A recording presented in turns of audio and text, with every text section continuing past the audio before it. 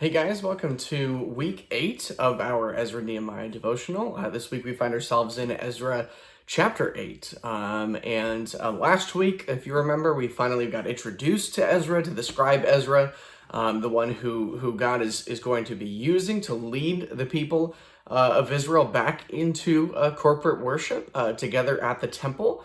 In their returning from exile. So he got the approval from King Artaxerxes in the last chapter to build and complete the temple, or to complete the temple. And this chapter now we're going to see, or we do see Ezra gathering the people together and bringing them to Israel. The first chunk here in Ezra Nehemiah, we see Ezra gathering the people of Israel and gathering priests to be the priests at this new temple. And in the end of this, from verse 24 to the close of this chapter, we see offerings being made, we see sacrifices being made, and we see this celebration within the first time of worship for the people of Israel together post-exile. And so, but what I want to focus on though is not those two sections, but actually right smack dab in the middle of those two sections, in verse 21 through verse 23. And so let me read this really quickly, and we'll walk through this. Then I proclaimed a fast there at the river Ahava, that we might humble ourselves before our God, to seek from him a safe journey for ourselves, our children, and all our goods. For I was ashamed to ask the king for a band of soldiers and horsemen to protect us against the enemy on our way, since we had told the king, the hand of our God is for good on all who seek him, and the power of his wrath is against all who forsake him. So we fasted and implored our God for this, and he listened to our entreaty. See, I find this section in the middle really powerful because it's convicting in a lot of ways. It's convicting because it makes me think and recall of all of the ways in this last year, in this pandemic, that I have said, God, things would be a lot better if. Things would be a lot better if this didn't happen, or things would be a lot better if I was better at this, or things would be a lot better if I could get this done quicker or better than I normally do. And you know, it's not wrong to want a pandemic to end. It's not wrong for racial injustice to end. It's not wrong for even in the events of this week and the killing of multiple Korean women in Atlanta, it's not wrong for wanting those things to not happen. It's not wrong at all. It's actually good that we want those things not to happen.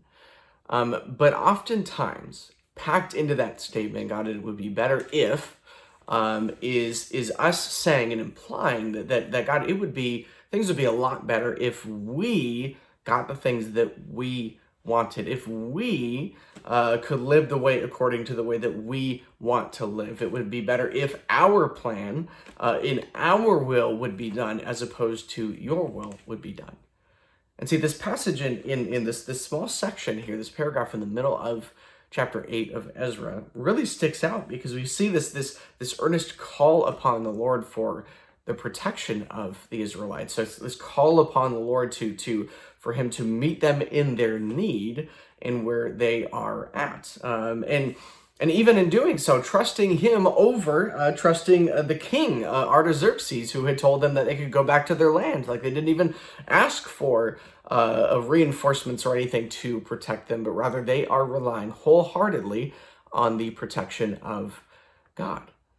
And there's a lot for that can really teach us in that. And as we, step into continue to step into this book, as we will see next week, things starting to not pan out again the way that the Israelites may have anticipated, in the way that you may have anticipated walking through this book. As we see those things, as we are approached by those things, we need to come back to this passage here and be reminded that we are dependent on God and God alone, that it is his will that is to be done and not our own. That's a beautiful thing that we see in our King and our Savior, that in the Garden of Gethsemane, the night before his crucifixion, the night he was betrayed, he goes to the Lord and he goes to the Father and says, Lord, take this cup from me, but your will be done. Your will be done. He seeks he knows what's coming. Like, this is the eternal Son of God. Like, he knows what's coming, and yet he's trusting of the Father. And that is because of Jesus's perfect trust of the Father, because of God's perfect life on our behalf. It is because of that that you and I can know Christ. It is because of that that we can be united and reconciled to God. And it is because of that that we can trust God, that we can see him and recognize him as trustworthy, that even the most dire circumstances that we can come before him and trust him and place our hope and trust in him, not to place our hope and trust in ourselves or in life going the way that we want it to for ourselves, but rather to wholeheartedly lean into our God and his will and the way that he works good things out of really evil things, which is what he's been doing throughout Ezra, what he will continue to do, and what he is doing here and now today, and will continue to do until Christ's return. And so, take comfort in this, take rest in this, that God ultimately is trustworthy, and that he is worth everything, and that we don't need to scramble and hold on to things in our lives the way that we often do, and that we don't need to